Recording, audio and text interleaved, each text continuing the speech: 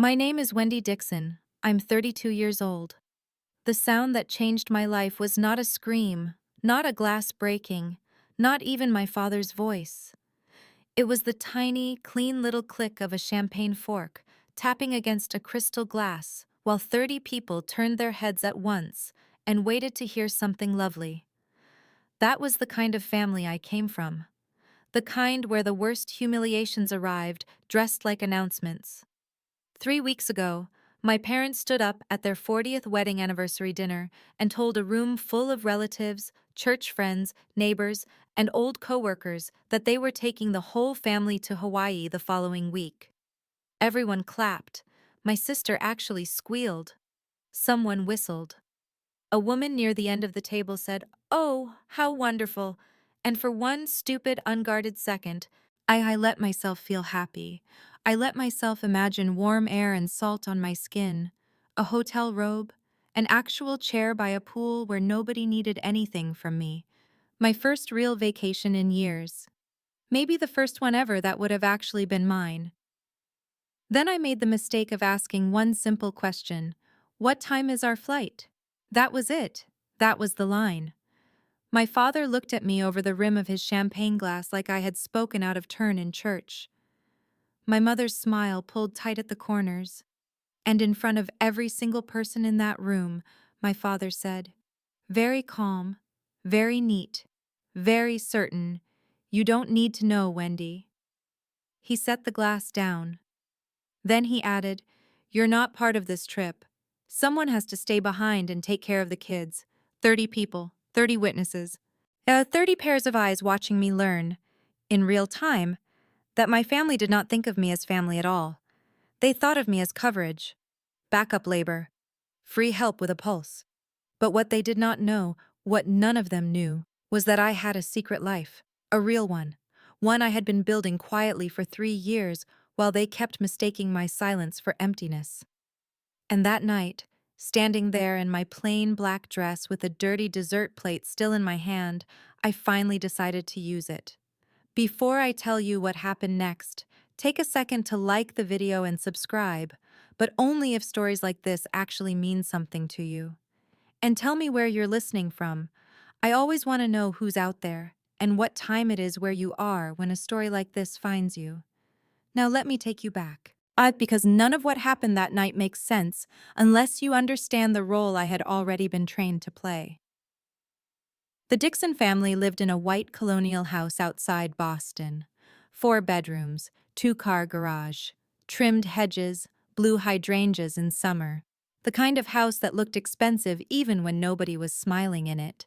The kind of house that told the neighborhood everything was solid, tasteful, successful, and deeply under control. My father, Harold Dixon, had retired 3 years earlier from a regional bank where he'd been a branch manager for most of my life. He liked order, schedules, polished shoes, quiet daughters. My mother, Patricia, had never worked a paid job, but she carried herself like the unpaid CEO of everybody else's business. She chaired the church women's committee, organized neighborhood fundraisers, managed family holidays like military operations, spoke often about standards, respectability, reputation. Everything in our house had a place. Everything in our family had a place too, including me, especially me. Then there was my younger sister, Megan, 3 years younger than me, and somehow born under a different weather system entirely. Megan floated. I carried. She was married to Derek Hartley, a corporate attorney whose name got repeated in my parents' house with the reverence usually reserved for surgeons or senators. Derek this. Derek's firm that. Derek just made partner. Derek says the market is shifting. Derek thinks Europe in spring is smarter than summer. Megan wore cashmere to weekday lunches and looked tired in expensive ways. They had 2 children, Oliver, 5, Sa and Sophie, 3, and a new Lexus SUV that always got the prime spot in my parents' driveway. My Honda Civic, the one I had been driving for 10 years, got parked on the street. Always. "Move your car, Wendy," my mother would call from the front door if I forgot. "Derek's bringing the Lexus, and guests notice the driveway first." I used to move it without even thinking.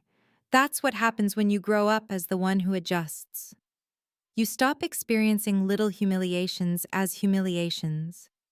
They just become logistics. You tell yourself it's easier. You tell yourself it doesn't matter.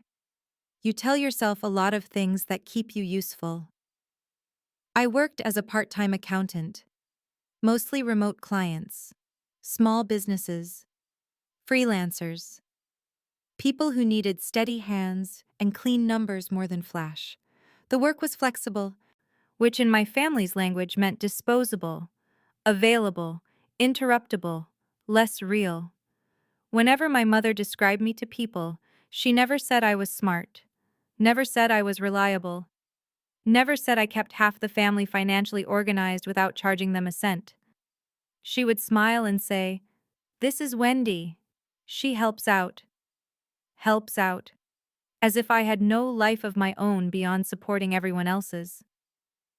And maybe the ugliest part is that for a long time, I let that definition stand.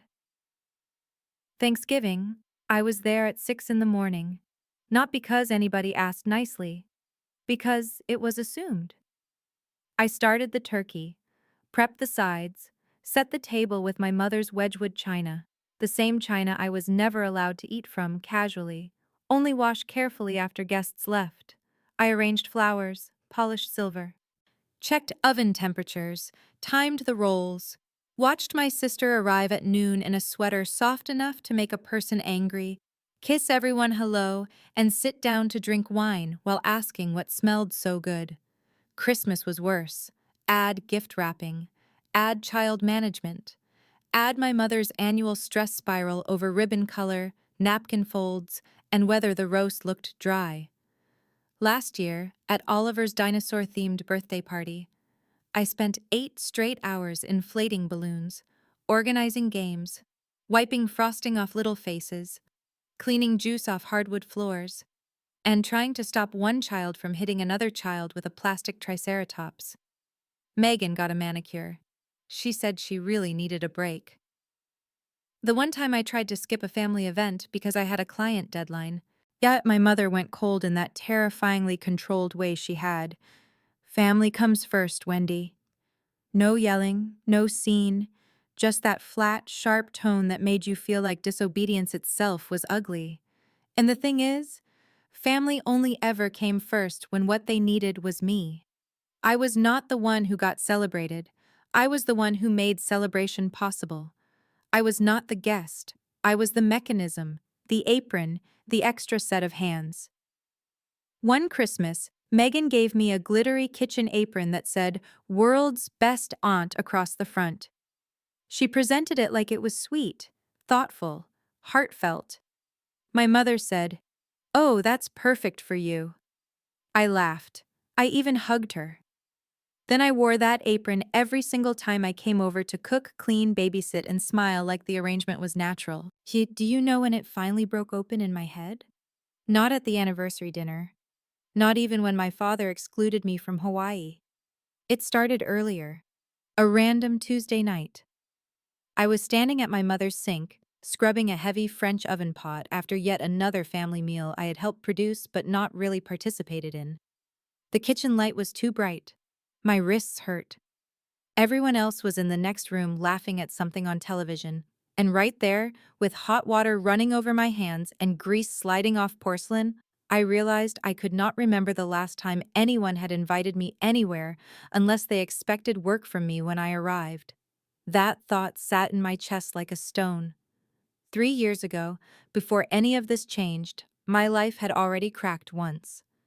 I had been with a man named Kevin for 4 years. We were the kind of almost serious that fools a woman into thinking permanence is next. We talked about marriage, kids, a house with a yard, dog names, normal things. Then one night, he sat across from me on my secondhand couch, couldn't quite hold my eyes, and said, "I love you, Wendy, but I don't think I'm in love with you anymore."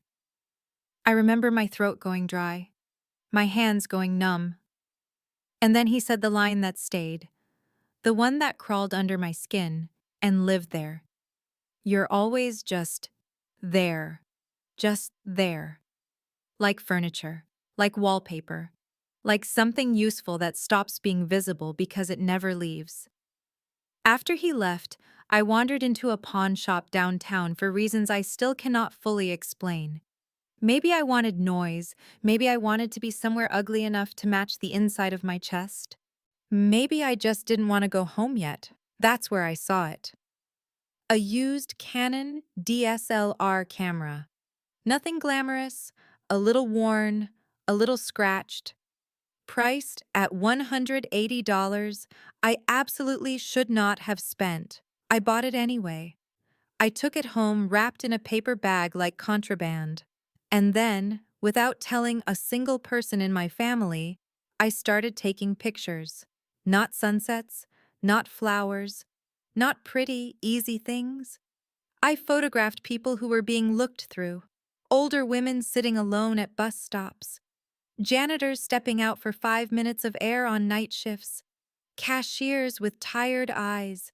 Street vendors with hands that looked like work itself.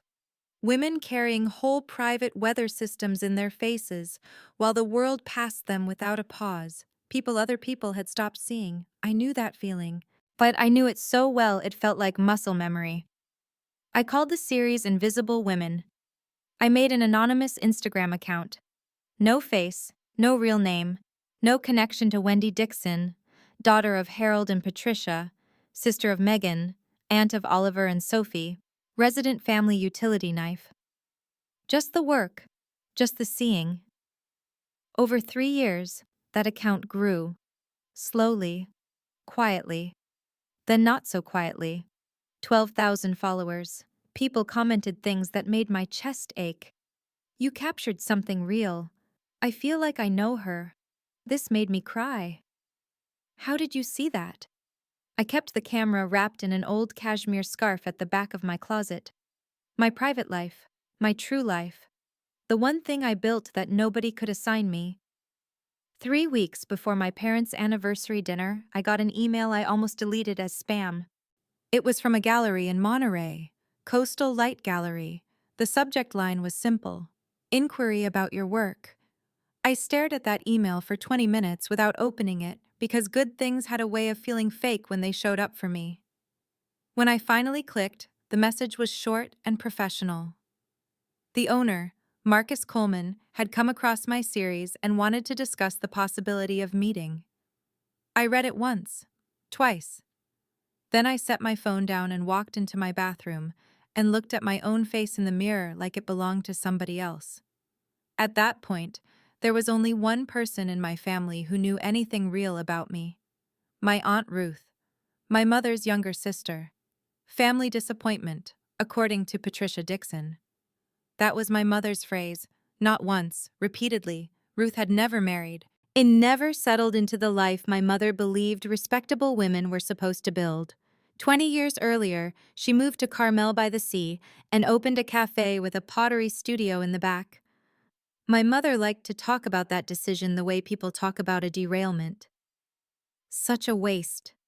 Such potential. She could have had a proper life. Instead, she played with clay. I had been calling Aunt Ruth every Sunday night for 7 years. My mother didn't know. Or maybe she suspected and preferred not to ask questions that might produce answers she couldn't manage. Ruth was the first person I ever showed my photographs to. Just one at first. A woman on a city bench with grocery bags at her feet and a tired, stubborn kind of dignity on her face. I sent it late one night and immediately regretted it. Then Ruth called me and said, "Oh, Wendy, this is extraordinary." I had to sit down. No one had ever used that word for anything I made. Not for food, not for spreadsheets, not for care, not for me. Extraordinary. 3 weeks before the anniversary dinner, Ruth said something that changed everything. We were on the phone Sunday night. I was in my apartment standing by the kitchen window, looking out at a brick wall and a crooked fire escape, and she cleared her throat in that little way she had when she was about to admit to a risk. "Wendy, I hope you're not mad, but I sent your Instagram to someone." I went still. "Someone who?" "A gallery owner I know in Monterey, Marcus Coleman." My fingers tightened around the phone. That's the gallery that emailed me. I know, she said softly. He told me he wants to talk to you about a solo exhibition. A solo exhibition. The words did not fit in my head. Not at first, not cleanly. It felt like trying to imagine a room in a house I had never been allowed to enter. But that's real, I said. My voice came out small. That's an actual career thing. Yes, Aunt Ruth said. There was no drama in her tone, no fake inspiration speech, just steady truth. Yes, sweetheart, it is, and you deserve it. You do not need permission to become who you already are. That night I answered Marcus. And then, because timing can be vicious in ways almost artistic, I spent the next week helping my mother prepare the anniversary party that would end my life as I knew it. The party was her masterpiece. 40 years of marriage deserved spectacle, according to Patricia Dixon. Yet that meant 30 guests. A catered dinner that still somehow required my labor because it was foolish to pay people for things family can do. White roses, peonies, pressed tablecloths, place cards, polished crystal, candles in silver holders, layered serving trays. I took 3 days off from paying clients to help her set everything up. She did not thank me. She instructed me, corrected me, redirected me. At one point, I had written 60 place cards by hand because she hated the printer font she had chosen herself. On the day of the party, I got there at 7 in the morning in jeans and a t-shirt because there was no point pretending I was a guest. By 6 that evening, the house looked flawless. The dining table stretched from the formal dining room into the living room. Candles were lit. The crystal gleamed. The flowers looked like a magazine had arranged them. I changed into a simple black dress in the downstairs bathroom and tried to make myself look less tired than I felt. When I stepped into the hallway, my mother caught sight of me and frowned. "That's what you're wearing?" I looked down. "It's black. It's fine," she said, after a beat that let me know it was not fine. "Just stay in the background. Tonight is about your father and me." I nodded. Because of course I did. Guests started arriving at 7. Sports coats, perfume, cocktail dresses, church smiles, old stories told loudly. The house filled with that particular kind of expensive suburban noise, ice in glasses, careful laughter, plates tapping, conversations about retirement portfolios and European river cruises and whose son had just gotten into which school. Megan arrived at 7:15 in a red wrap dress that looked like it had cost more than my monthly grocery bill. Derek came in behind her in a charcoal suit. The children were dressed like tiny catalog people. My mother practically lit from within. She rushed to Megan first. Of course she did. Hands to cheeks, kisses, praise. "Look at you!" Derek, handsome as ever. "The children are just precious."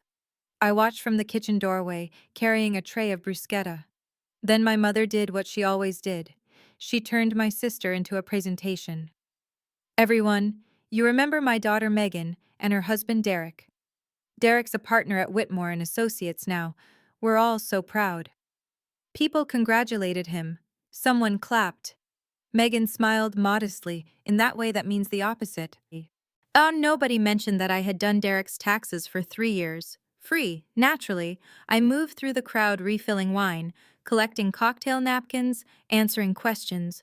At one point, a woman I did not know looked at the tray in my hands and asked, "Are you with the caterer?" Before I could answer, my mother appeared beside me. "Oh no," she said lightly. "That's Wendy, my other daughter. She's helping out tonight." My other daughter? Helping out? The woman gave me a quick, polite smile and turned away. My mother had already moved on before I could even feel the sting properly. Later, Derek appeared at the kitchen doorway with Sophie on one hip and Oliver hanging off his sleeve. "Can you take them?" Not hello, not sorry, not please, not would you mind, just can you take them, like handing luggage to a hotel porter. Yes, I took them. Of course I did. I fed them in the kitchen.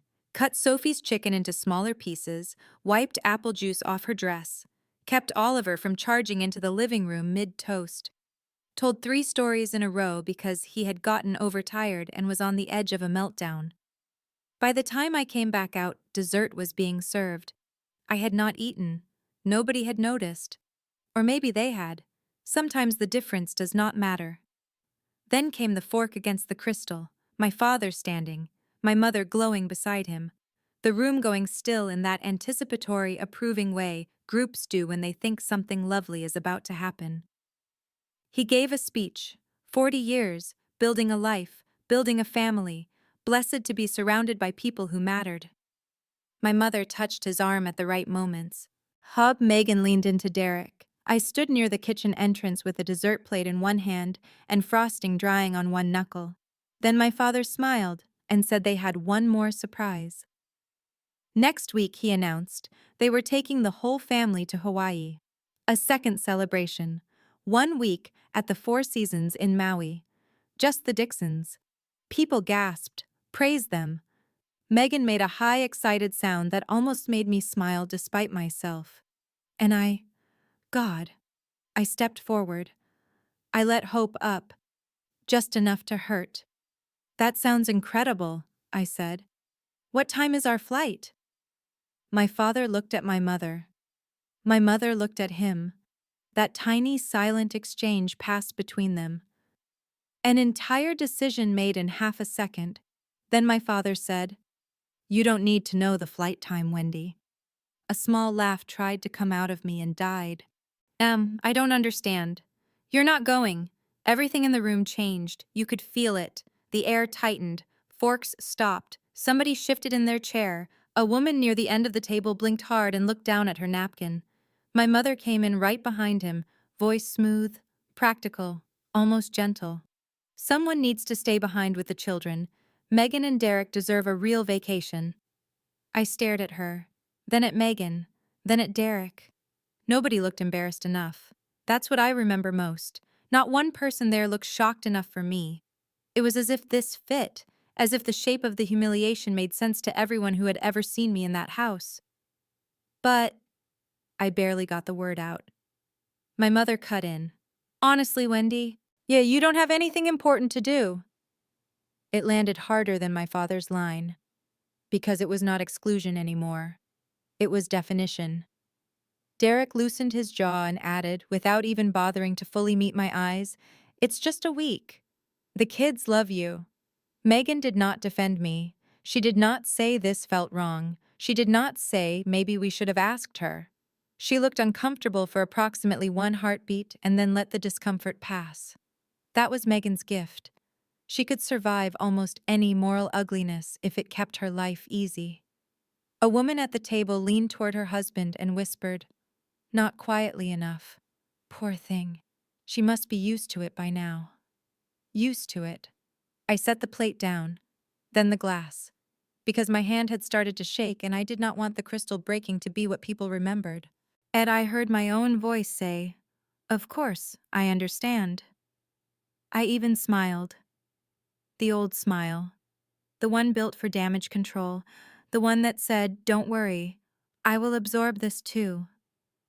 But something deep in me had shifted.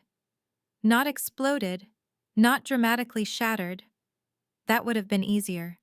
It cracked, the way ice cracks under a weight that has been testing it for years. I excused myself and walked into the kitchen.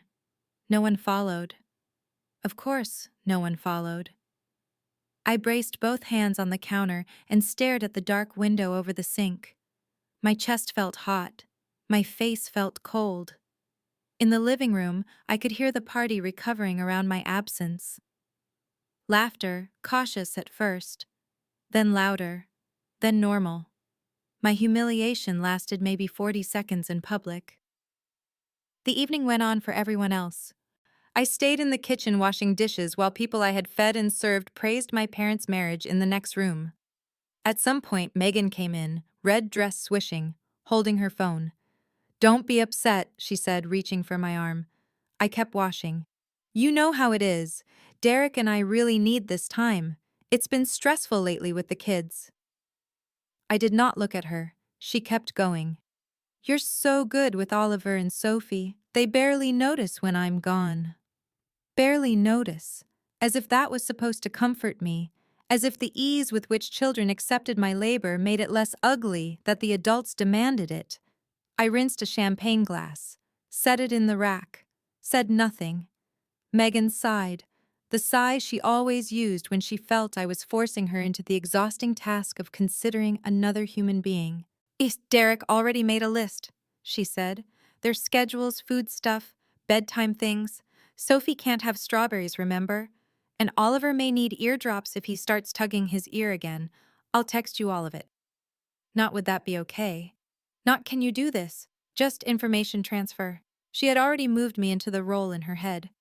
Derek appeared then, loosening his tie. All sorted? He asked. Megan nodded. Great. Mom wants family photos before we go tomorrow. Tomorrow. They were already gone in their minds.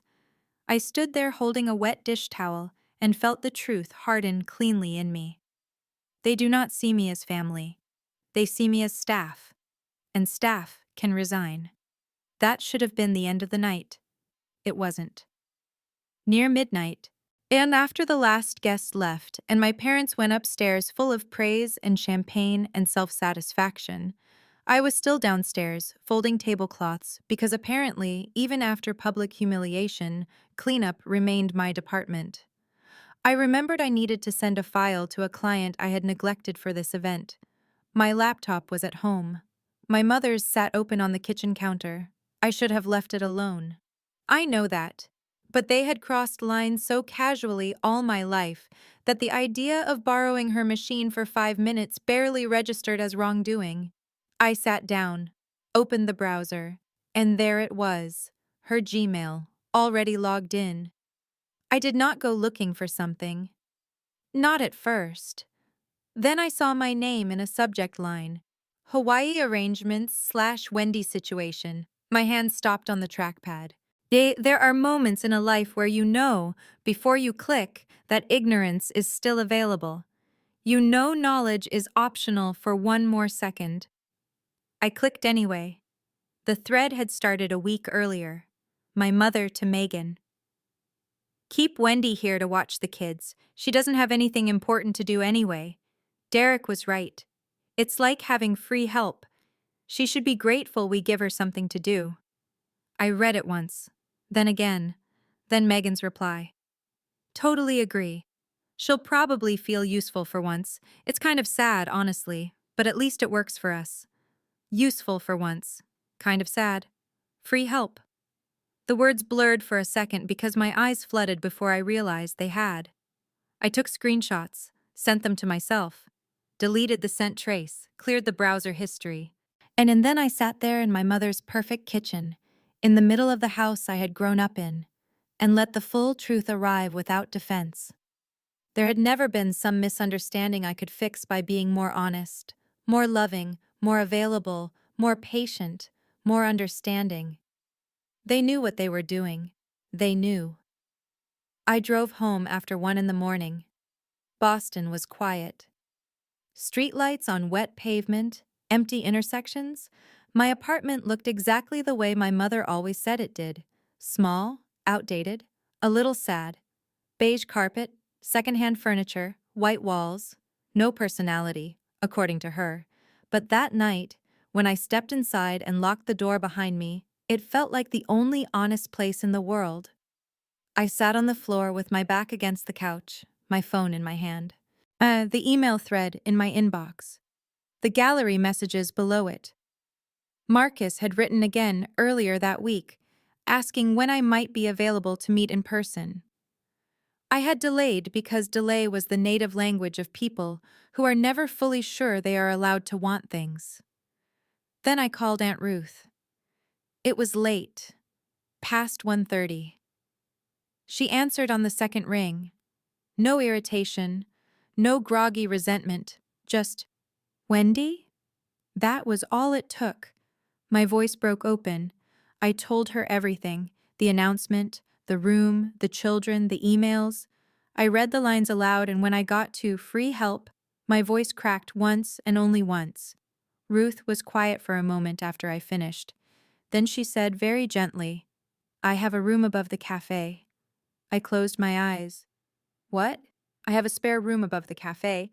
Ned and I could use help on the morning shift, and Marcus is 20 minutes away. If you want to come here, you can." "Aunt Ruth, I can't just—" "Yes," she said. Not loudly, just firmly. "Yes, you can." Silence. My heartbeat in my ears. My own breathing uneven. Then she said the sentence that rearranged my life. "You can leave. You can choose yourself. The only person still waiting for permission is you." We hung up around 2. By 6, I was packing. 3 suitcases, my camera, my laptop, the cashmere scarf that had protected my secret life for 3 years. I left the glittery world's best aunt apron in the back of my kitchen drawer. For the first time in 32 years, I was not preparing to stay. If you've ever been the dependable one, the easy one, the one everybody quietly builds their plans around without asking, tell me in the comments. I mean that. Because people who haven't lived it think the breaking point is loud. Usually it isn't. Usually it's a decision made in a silent room while everybody else is asleep. Now let me tell you what happened when I told them I was not going to be waiting for them when they got back from Hawaii. 2 days before the trip, I drove to my parents' house one last time. The sky was gray. The driveway was full of open suitcases and beach tote bags, and the kind of vacation clutter wealthy people generate before pretending travel exhausts them. My mother was in the living room sorting outfits into piles. Megan sat on the couch scrolling resort reviews. My father was in his chair with the newspaper lifted like a wall. Derek was upstairs on a call, judging by the sound of his voice through the floorboards. I stood in the doorway and said, "I need to tell you something." My mother did not look up immediately. "If it's about the children's schedule, Megan sent it. It's not about that." That got her eyes on me. So did the tone, I think. I had never sounded like that in that house before. Steady. "I'm not watching the kids." Megan blinked. My mother's hand stopped over a stack of resort wear. "What do you mean you're not watching the kids?" "I mean I won't be available." A beat, then another. My father lowered the newspaper slowly. Megan let out a short laugh of disbelief. "Wait, what?" I kept my hands at my sides because I could feel how hard my pulse was beating in my wrists. "I have a work opportunity in California. I'm leaving tomorrow." The room changed, not just emotionally, physically. You could feel everyone recalculating the geometry of their own convenience. "California," my father said. "What kind of work opportunity?" "Professional," I said. "Something I've been building for a while." I did not explain. I did not apologize.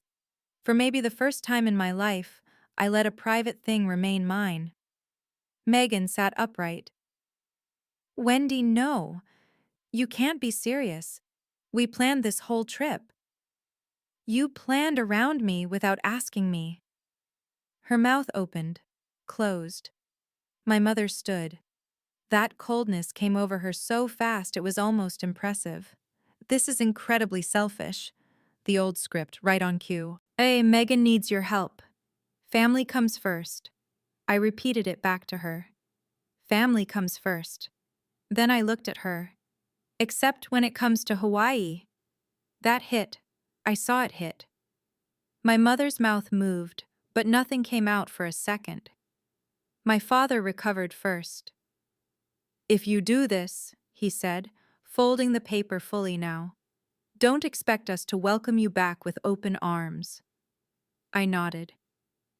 "I understand." And this time, I did. Because by then, I knew what their open arms had always really meant. Access. Availability. The next 24 hours were ugly in exactly the way I should have expected. My mother called 6 times. I let every call go to voicemail. Each message grew more dramatic. You are tearing this family apart. Oh, Wendy. Your father is devastated. He barely touched his dinner. I hope you can live with yourself, Megan texted instead. Different tactic. Less authority, more wounded entitlement. I don't understand why you're doing this to me.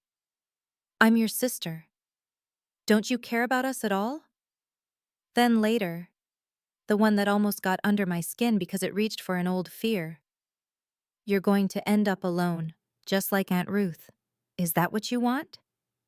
I stared at that screen for a long time, just like Aunt Ruth. They meant it as a threat, a warning, a curse. But Aunt Ruth owned her own business, made art with her hands, lived 2 blocks from the ocean, built a life nobody could assign her. Maybe ending up like Aunt Ruth was not a threat. But maybe it was the first future anybody had ever accidentally offered me that sounded free. I turned my phone off. I gave notice to my landlord. Month-to-month lease, clean exit. I taped my spare key to an envelope, loaded my old Honda Civic as the sun came up. 3 suitcases, camera gear, laptop. A life boiled down to what mattered. I looked at my apartment one last time. The little place my mother mocked. The place where I had kept myself alive quietly for years. Then I got in my car and drove. I did not look back. The drive from Boston to Carmel by the Sea takes around 45 hours if you do it hard. I did not do it hard. I did it like a person passing through a border invisible to everyone else. 5 days, motels, diners, gas stations, road noise, silence, somewhere in Nebraska, somewhere in... I pulled into a rest stop at sunset and watched the sky go gold and pink over a flat stretch of land so wide it almost broke my brain. I took a picture. My first picture as a woman in motion instead of a woman on standby. On the 3rd day, I turned my phone on briefly to check directions. Megan had texted. Mom says if you're not home when we get back from Hawaii, you're dead to her. I read it once, then deleted it. How do you threaten someone with being erased when you've already spent years pretending not to see her? By the 4th day, Arizona heat was pressing against the windows. I called Aunt Ruth from a gas station. I'm about 8 hours out. Your room is ready, she said. Fresh sheets, ocean view, and Marcus wants to see you tomorrow afternoon if you're up for it. Tomorrow? I laughed, but it came out shaky. That's so fast. No, she said, it isn't. It just feels fast because you've been waiting so long. When I crossed into California, the Pacific finally opened up on my left like something out of another language.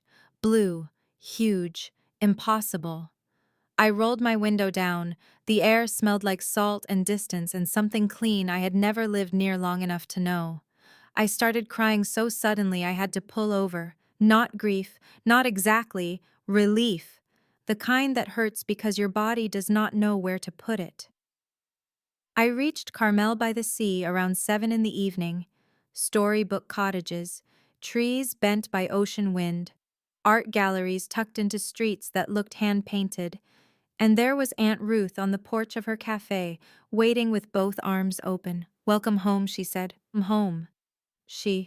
And that word, home, hit me harder from her than it ever had in the house I grew up in. The cafe was called the Ceramic Cup. Blue shutters, lavender in the window boxes. A pottery studio in the back where shelves held glazed bowls, mugs, half-finished vases, and the kind of evidence that a real life had been made by hand. My room upstairs was small but full of light. A white quilt, a desk by the window, a view of the Pacific that made my chest feel too tight in the best way. Over dinner that first night, Ruth told me how it would work. You help me mornings, 6 to noon.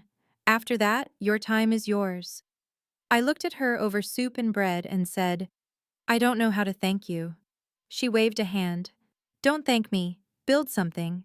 That's enough. The next morning I was up before dawn, new apron, plain canvas. The ceramic cup stitched in blue thread. No glitter, no label telling me what I existed for. Just work, honest work.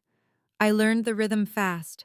Coffee orders, warm scones, locals who called Ruth by name, tourists with sun-warmed shoulders and happy confusion. By noon, I had earned $37 in tips and smiled more in 6 hours than I had in the previous month. At 2, I showered, put on the nicest dress I owned, and walked 3 blocks to Coastal Light Gallery. I had imagined Marcus Coleman as intimidating, slick, curated, the kind of art man who made you feel provincial before you even sat down. He was not that. He was tall and weathered, with silver hair, rolled sleeves, and kind eyes that did not dart around the room searching for more important people. He shook my hand like I already belonged there. Wendy Dixon," he said. "Ruth has told me a lot about you, but your work told me more." He walked me through the gallery, white walls, natural light, photographs and paintings placed so carefully it felt almost holy. Then he stopped in front of a screen displaying selections from my portfolio. An older woman at a bus stop, one of mine, the image that had started it all. "This is the one," he said quietly. "This is the photograph that made me reach out." I swallowed. He kept looking at the image, not at me. There's something in her face, patience maybe, or resignation, maybe both. But there's dignity there too. And you didn't force it. You saw it. She had been waiting 40 minutes, I said. No one offered to help her. Marcus nodded. "You see people, Wendy. Oh, most photographers spend years trying to learn that." Then he turned to me. "I'd like to offer you a solo exhibition." I am embarrassed to tell you how long it took me to respond. Not because I did not want it, because wanting it that badly made words difficult. 15 pieces, he continued, opening in 6 weeks. We cover printing, framing, installation, marketing. You keep 60% of sales. My hands had started shaking. I tucked them together. Marcus noticed. "Take your time," he said. But the time had already been taken. 3 years of it. I sat at his desk on a Tuesday afternoon with sunlight coming across the contract and my own name printed on the page in black type. Artist, Wendy Dixon. That line alone nearly broke me. Do you know how strange it is to see yourself named in a way that honors what you actually are? Not daughter, not aunt, not helper, not backup, artist. Marcus pointed to the exhibition title. Invisible Women, Portraits of the Overlooked. I looked at the page, then at him, then back at the page. "It's perfect," I said. I signed. He signed. His assistant notarized the papers, stamped them with official precision. And when it was done, Marcus slid my copy across the desk and smiled. "Congratulations, you're officially represented." I walked out of that gallery holding the contract against my chest like it might disappear if I didn't anchor it there. For 3 years, I had built something in secret because secrecy felt safer than ridicule. Now it had a room, walls, dates, terms, legitimacy. While I was building a life in California, my family was in Hawaii learning what my absence actually cost them. I did not witness the trip, but their messages painted a vivid enough picture. By day 2, Megan texted asking where Oliver's medication information was. By day 3, Sophie had an ear infection. By day 4, Oliver was refusing to sleep because nobody remembered the exact bedtime routine. By day 5, my mother was furious that the resort staff were not mind readers. Apparently her second Mai Tai had not been cold enough. Apparently turn-down service had been inconsistent. Apparently luxury became very stressful when the family mule was no longer there to anticipate needs before anyone voiced them. More texts came. "Wendy, oh, what does Oliver eat if he won't touch fish? Where are Sophie's records? Can you answer your phone? This is urgent." I did not answer. I was busy selecting prints, meeting with a local journalist, learning frame sizes, working the cafe in the mornings and staying up too late at night, editing images with the window open to sea air. And then, somewhere in the middle of their miserable paradise, Megan finally did something she had somehow never done before. She Googled my name, because by then, my work had started to attach to me. And suddenly, Wendy Dixon was not a blank field anymore. 6 weeks later, I stood in the center of Coastal Light Gallery and looked at 15 of my own photographs, hanging on white walls under clean light. My work, large, framed, labeled. People moved through the room slowly. A string quartet played in the corner because Marcus believed openings should feel like events. And for once, I let somebody treat my work like it deserved occasion. There was champagne, conversation, a journalist from Carmel magazine, collectors, local artists, people who had shown up specifically to see what I had made. I wore a navy dress, simple, my hair was down. I even put on lipstick, which I almost never did, and every now and then I caught sight of myself in the glass over a framed photograph and had to remind myself not to shrink from my own reflection. Aunt Ruth pressed champagne into my hand. "How do you feel?" "Terrified." She grinned. "Good. Means it matters." Then she tipped her chin toward a woman in pearls standing in front of the bus stop portrait. A small red dot had appeared beside the placard. "Yee, that's Mrs. Peyton," Ruth murmured. "She just bought that one." "How much?" 3,000. My fingers tightened around the stem of the glass. $3,000. For something I had seen. Something I had made. Not because somebody needed me. Not because somebody demanded it. Because it had value. Marcus crossed the room toward me, smiling. "I'd like you to meet someone from the magazine. They're considering you for next month's cover feature." Cover feature. There are moments when joy is so unfamiliar, it arrives dressed like panic. I was halfway through introducing myself when the gallery door opened and I saw them. Megan and Derek. Fresh off Hawaii. Still a little sunburned. Still carrying the energy of people who believed every room should rearrange around their needs. They looked absurdly wrong in that space. Wait, Megan in a floral sundress better suited to brunch. Derek with his phone still in his hand, like he had been dragged there from a place more important. Then Megan saw me. Wendy. She came toward me fast, arms opening as if we were sisters in a commercial instead of what we actually were. "Oh my God, we've been so worried about you." The string quartet stumbled for half a beat. Conversations nearby softened. People turned. Of course they turned. I kept my voice even. "This is unexpected. We had to come." Her eyes were big and damp and performing sincerity just hard enough to irritate me. "Mom found your Instagram. She's been trying to reach you. We flew in yesterday." Derek came up beside her. "Nice place, Gisi," he said. "It's a gallery," I said. My gallery opening." Megan blinked and looked around properly for the first time.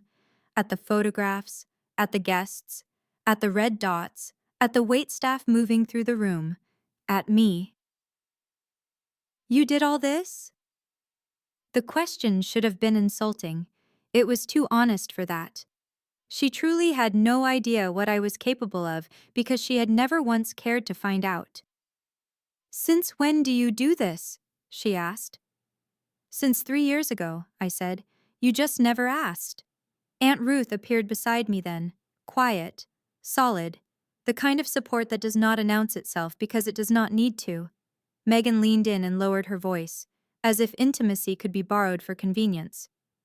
"I have news," she said. "I'm pregnant again, number 3, and I really need you to come home." There it was, no apology, no congratulations.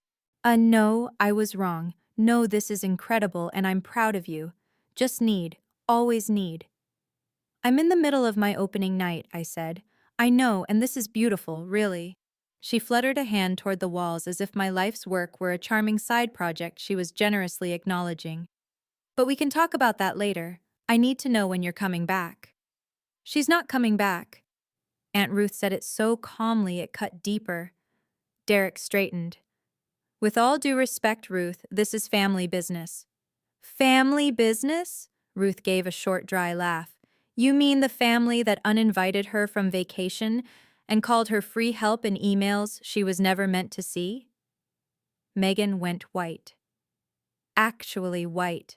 Around us, the nearest guests stopped pretending not to listen. The journalist's pen started moving faster. Quote, "We didn't mean it like that," Megan said.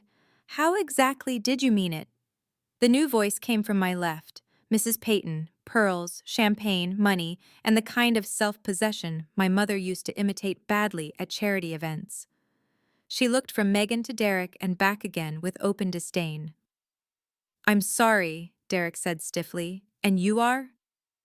"I'm the woman who just paid $3,000 for that photograph," she said. "And I am suddenly very interested in why this artist's family appears to think she should abandon her career to become unpaid childcare." The room got colder.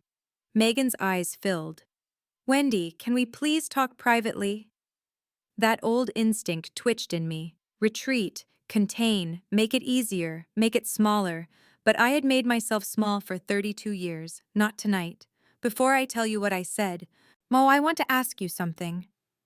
If the people who treated you like background noise showed up at the most important night of your life, not to celebrate you, but to drag you back into the old role, what would you do? Would you keep the peace? Or would you finally let the truth be heard out loud? Tell me in the comments, because this part matters.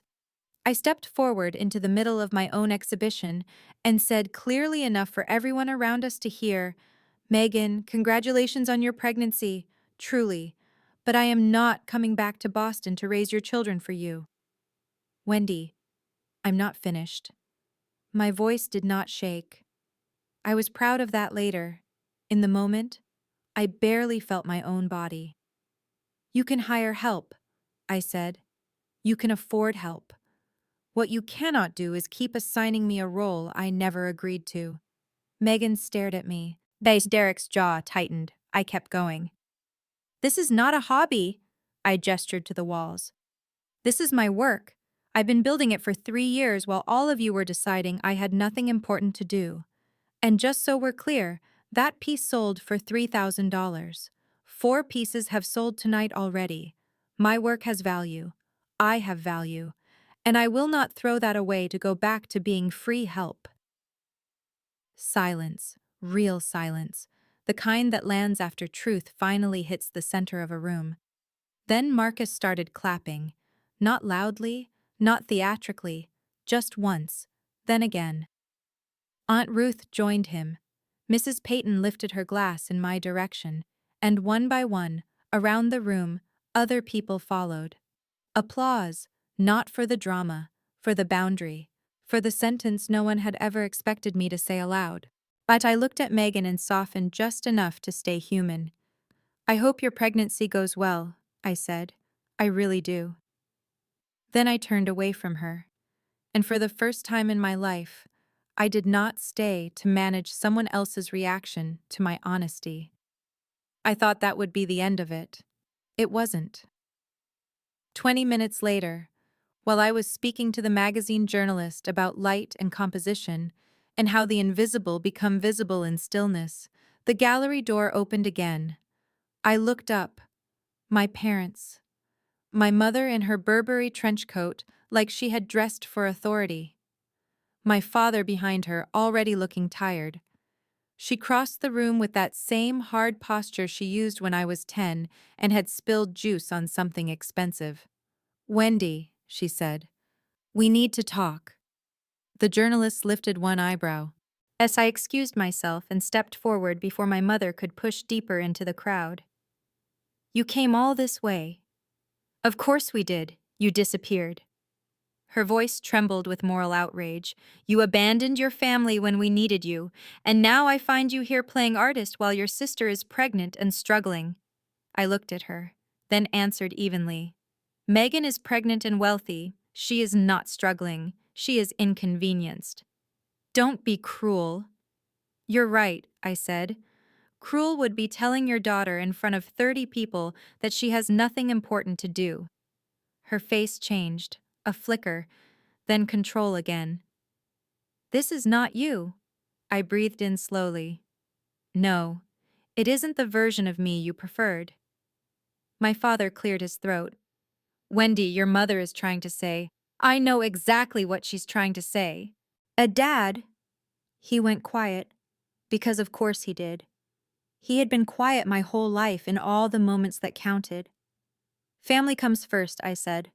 Make sacrifices. Don't be selfish. I know the script. My mother folded her arms. If you know it, then stop humiliating us and come home. Home. The word almost made me laugh. I wasn't part of the family trip to Hawaii, I said. So which is it? Am I family or am I useful? No answer. My mother recovered by choosing dismissal. It was one trip. I stared at her. One trip? Yes. Someone had to stay with the children. Why me? Because you have the time. There it was again. So blunt now, it almost sounded honest. You don't have a husband, she continued. You don't have children. What else would you be doing? I had wondered before that night. Whether I would ever use the screenshots. Part of me had hoped I wouldn't need to, that maybe leaving would be enough, that maybe silence would still preserve some dignity. But standing there in my own gallery, surrounded by witnesses and my own work, I realized silence had protected the wrong people for too long. I took out my phone. My mother's face changed instantly. Let me read you something, I said. Wendy. I ignored her and opened the screenshot. This is an email you sent Megan before the anniversary dinner. My mother took one step toward me. My father touched her arm. Too late, I read. Keep Wendy here to watch the kids. She doesn't have anything important to do anyway. Derek was right. It's like having free help. She should be grateful we give her something to do. No one in the gallery moved. Yet no one made a sound. I scrolled and kept reading. And Megan replied, She'll probably feel useful for once. It's kind of sad, honestly, but at least it works for us. When I lowered the phone, Megan was standing a few feet behind my parents, with her face crumpled and wet. Derek looked furious. My mother looked stunned in a way I had never seen before. Not because she felt guilty, because the performance had failed in public. Where did you get that? My father asked. It doesn't matter where I got it. I looked at all of them. What matters is that you wrote it.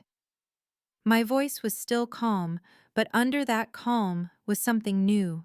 Not rage, not pain, clarity. I'm not reading this to punish you, I said. I'm reading it because I need you to hear yourselves the way I finally did. You did not see me as family. You saw me as staff, and staff has the right to quit. My mother opened her mouth, closed it, opened it again. For once in her life, Patricia Dixon had no immediate line that could put the room back under her control.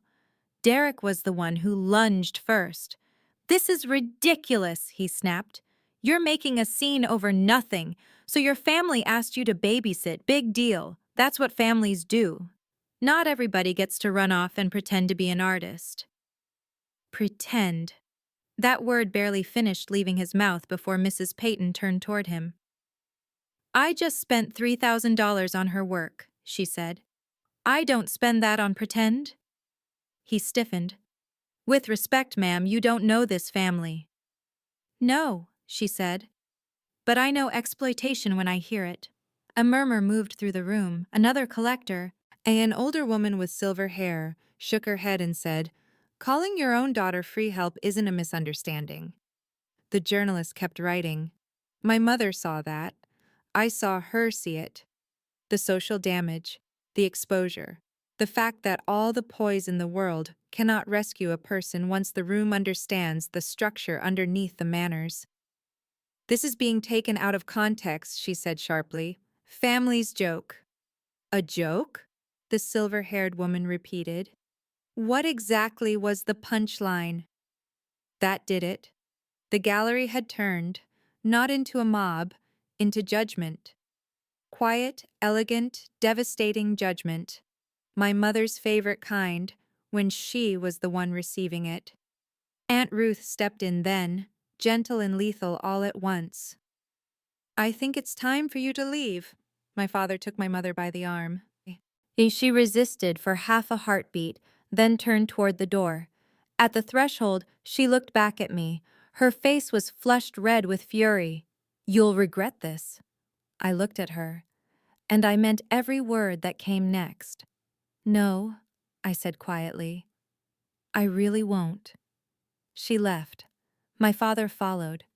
The gallery door shut behind them with a soft click that somehow landed louder than a slam. Megan stayed, mascara smudged, hands wrapped around herself.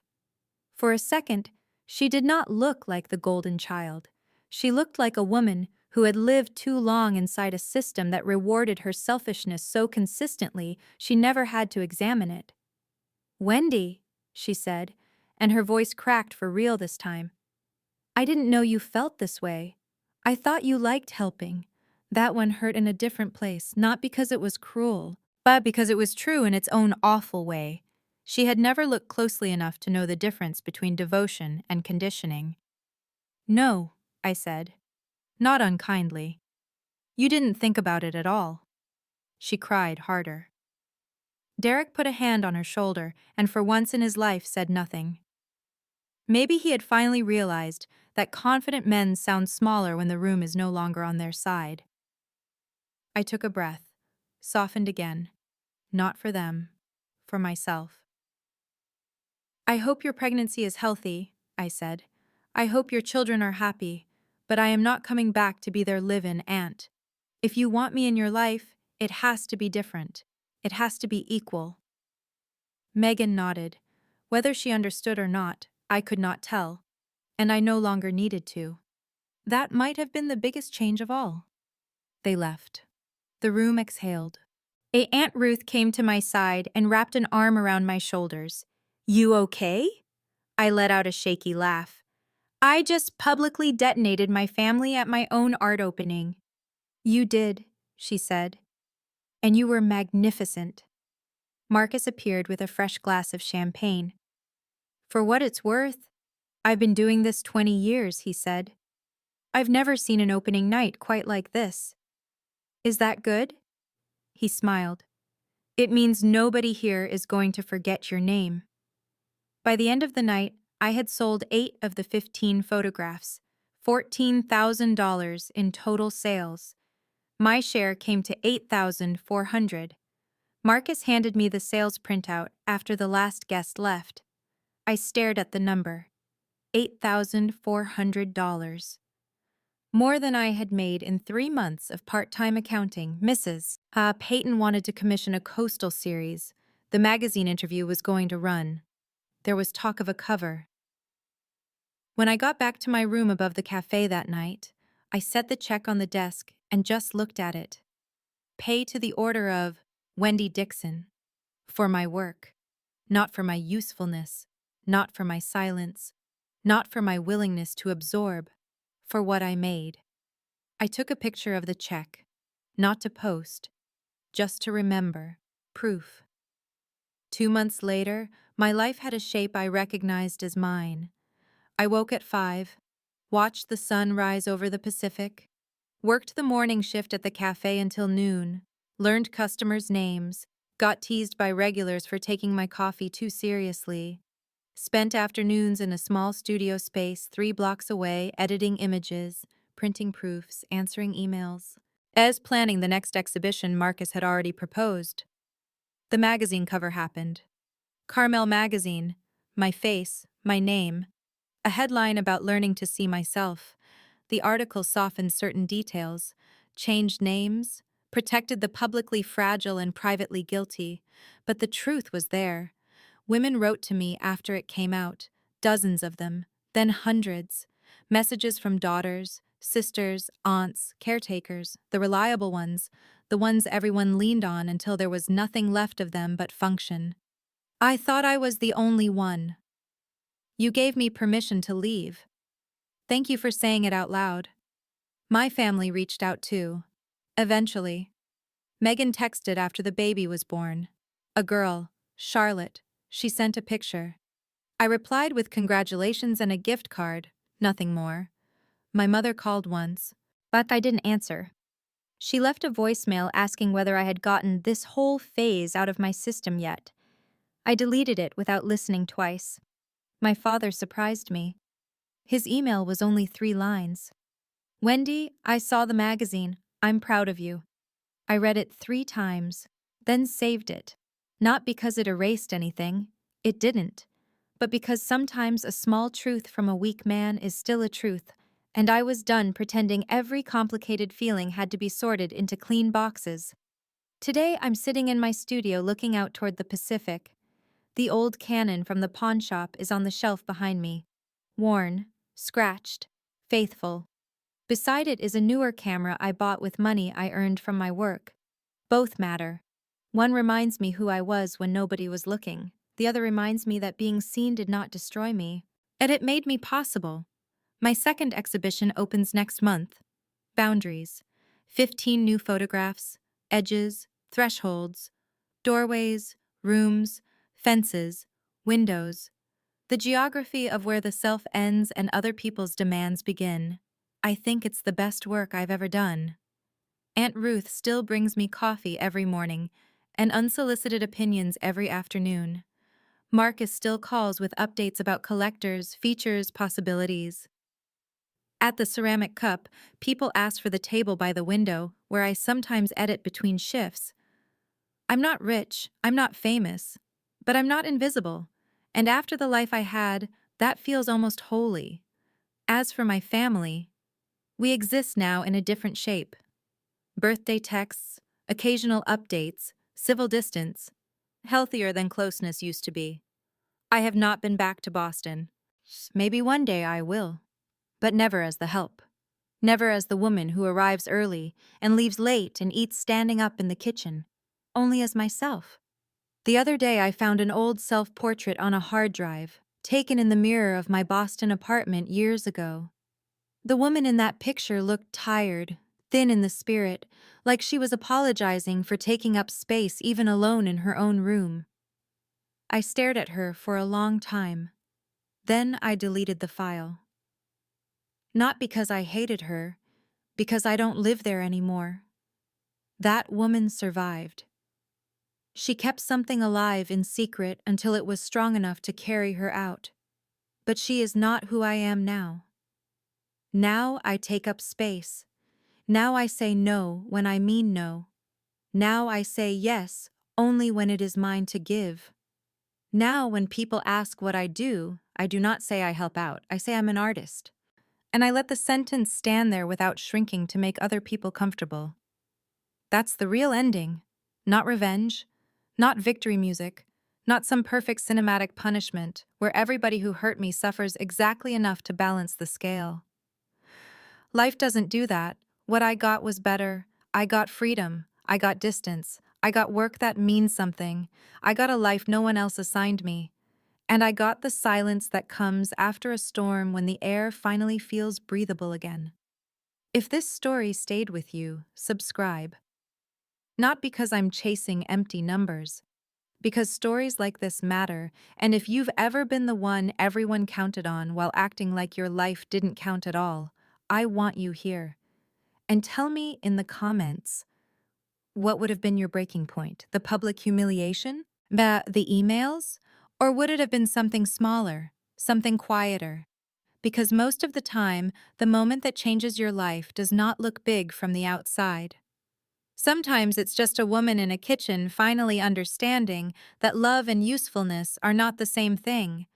And once you understand that, really understand it, you can never go back.